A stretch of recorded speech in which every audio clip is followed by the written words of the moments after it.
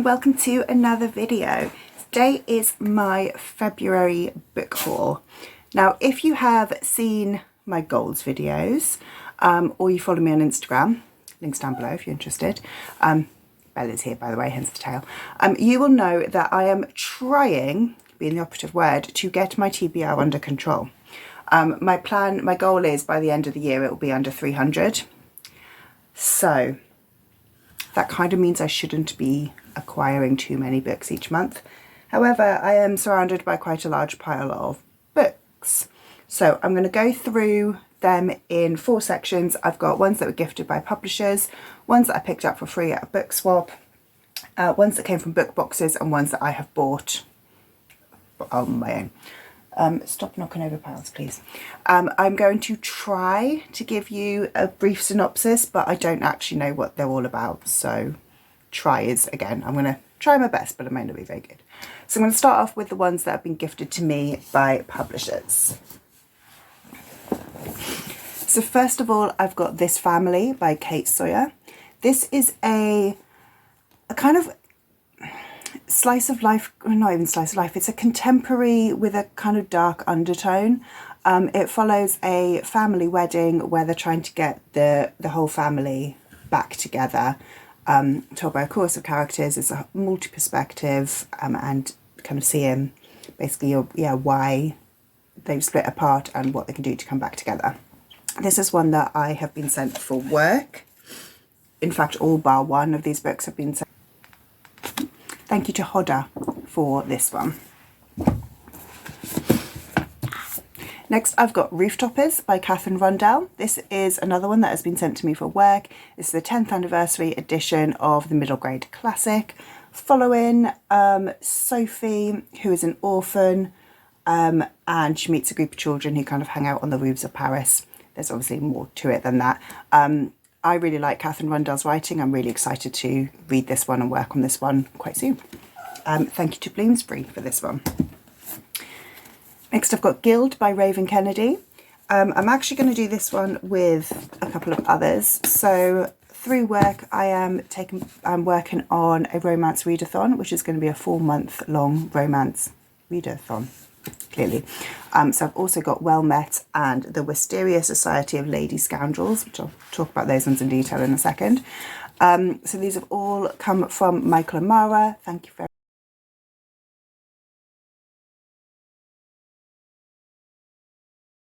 much.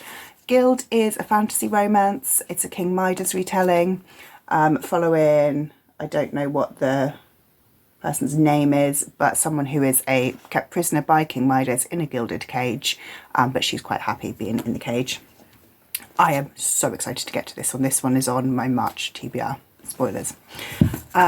Wisteria Society for Lady Scoundrels is a historical romance set in Victorian lady society, but the women spend their days pickpocketing, blackmailing, and basically being lady scoundrels. I've heard good things about this one. Historical romance isn't always my thing, but I've heard good things, so I'm excited. And finally, Well Met by Jen DeLuca. This one is I think it's a workplace enemies to lovers, but it's set at a Renaissance fair, which I'm excited by because we don't really have Renaissance fairs in the UK, but they just sound really, really cool, and I'm excited about that one. So thank you to Michael O'Mara for those 3. Next, I've got The Vintage Shop of Second Chances by Libby Page. This one sounds super cute, follows 3 different characters, all centered around this vintage shop. One of the characters has set up the shop. One is looking for, I think she's found a dress in the shop. It questions her whole upbringing. Her only clue is the dress that she's found in this shop. And the third character is an elderly lady who, again, sees the dress, I'm assuming, in the shop and kind of gets a second chance at life. So really excited for this one. Thank you very much, Orion. And then I have got Inside the World of Bridgerton. This one is a non-fiction about Regency Society, which the world of Bridgerton is based on. So thank you to Michael O'Mara for this one. And then I slightly lied, the last two I'm not working on. I've got Strong Female Character by Fern Brady. This is Fern's autobiography, and I'm just really excited to read this one. I don't know who the publisher is off the top of my head. Hachette, thank you very much, Hachette. I'm excited to read this one. It sounds really good. I think Fern is hilarious, so excited. And finally, I've got Emma Cline, The Guest. This one was sent to me by Vintage. They reached out to me on Instagram and asked if I wanted it, and I said yes, so here we go. This one is a thriller. I'm not entirely sure what it's about. It seems to be a bit of a locked room mystery. I'm guessing someone dies, but sounds really good. Excited. Thank you, Vintage. So thank you to all of the publishers for sending me those ones. My next pile I've got here are ones that I picked up for free in a book swap. So earlier this month I set up a little free library in a cafe near me. It's a community cafe, and I thought, well, let's put a little free library in there. So it's currently mainly full of my own books, but I did find a couple of books that other people had donated that I was like, I want that one. So I've got All Boys Aren't Blue by George M. Johnson. This is a memoir of growing up black and queer, which I'm really excited to read. I really wanted to get it read this month, but I haven't been able to. But yes, try again. I've got Pachinko by Min Jin Lee. This one, I have no idea what it's about. Set in Korea. I think it's a kind of probably a bit more of a literary one, but this is one that my friend Jen, who is Bookmark on the Wall on Instagram, has recommended, and when I saw it I was like, yes, I would like that one, please. And finally, No One Is Talking About This by Patricia Lockwood. I don't know what this is about. I have no idea, but it's Women's Prize shortlisted for 2021. I have heard good things about it, but I don't really know what it is actually about. But I thought, well, I'll pick it up. And again, because I picked it up for free in a book swap, if I don't like it or if I change my mind, I'm not going to feel bad about putting it back in the book swap. So for that one as well. Next, I have got the pile of my BookBox books. So this one is January's Fairy Loot. And if you watch my unboxing video, which I'll try and link up here, you'll know what it is. But this one is The Last Tale of the Flower Bride by Roshani Chokshi. This book is beautiful. I read it this month and it's absolutely stunning. We follow the bridegroom who is married to Indigo, and they have an agreement that he cannot ask or find out anything about Indigo's past. Of course, after about 2 years of marriage, they return back to her sort of home, well, her home, where her aunt lives, who is dying, and some things start to come out about her past. It's so beautiful. The writing is stunning. It gave me real like Addie LaRue and almost Rebecca kind of gothic vibes. I thought it was absolutely beautiful. This edition as well has got gorgeous sprayed edges. Yeah, this one was a 5-star for me. It was my top read of the month. Again, spoilers for the wrap up. Then I've got my Illumicrate book for January, which is God Killer by Hannah Kaner. This one I am very excited by, and I'm planning on reading this one in March. This one follows Kissin, who is a god killer. Her family were all killed for associating with gods, and so she has grown up to become a god killer. Again, this is the absolutely stunning edition with the most beautiful edges. Just so you can see, you've got like a it's just so gorgeous. Yeah, I'm excited by this one. I read the first chapter, so I read the first chapter of both of these ones in my unboxing and decided to carry on with The Last Tale of the Flower Bride. This one read a little bit more YA than I was expecting. I was expecting it to be more adult, but I think it might kind of get the more adult themes coming in later, so excited for this one. Next, I have got 4 books here from my Timeless Classics subscription, which I know, shocker, I don't read classics, but these books are the most beautiful. So we've got Agnes Grey. I mean, just look at these covers. They've got illustrations as well, and are just stunning.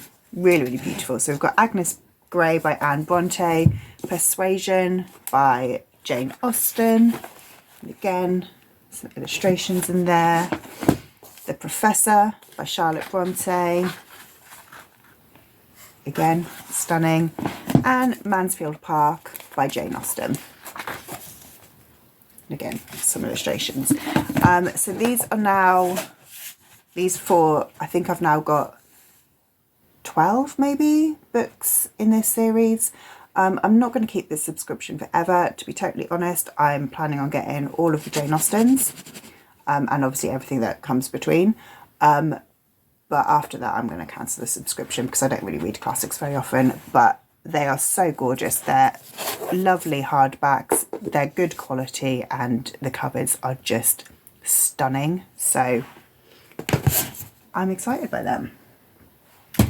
Finally, the biggest pile here, the books that I bought when I'm on my book buying ban. So we're going to start off, this is in no real particular order. Chain of Thorns by Cassandra Clare. This one I read this month, but I was very, very hyped for this book. I adore the first 2 books in this series. So this one is the 3rd book in the Last Hours series. I can't really tell you too much what it's about, but the first one follows the children of Will and Tessa Herondale, who we meet in The Infernal Devices. Basically it's a Shadowhunter adventure, so they're fighting demons and that's about it really. We have lots of love, miscommunication, some fantastic romancy tropes in here. I enjoyed it. I didn't love it as much as the first 2, unfortunately, but I did really like it. Next, I've got X's and O's by Amy Lee. So this one is a romance with our main character being a romance influencer. This is so heavy on the romance tropes and quite on the nose with the romance tropes, in that the author multiple times literally says on page, we are now in this romance trope, which I found a little bit but very cute. So the synopsis of this one, our main character Tara is has broken up with another boyfriend and has decided that she wants a second chance romance and is going to go back over her list of exes to see if any of them can be her second chance romance. She is helped by her hunky firefighter flatmate. And again, there are no prizes for guessing what's going to happen by the end of this one. Next, my vintage obsession continues, and I got the first 7 in the Joe Abercrombie series. This is all from the First Law universe. I'm currently reading The Blade itself, and see I'm not very far through, but I've got that trilogy, and then I think I've got 4 standalones. I'm not entirely sure. But yeah, I got all these on Vinted. I think they cost me 30 quid for 7 books, so bargain. I don't know what the series is about, to be totally honest.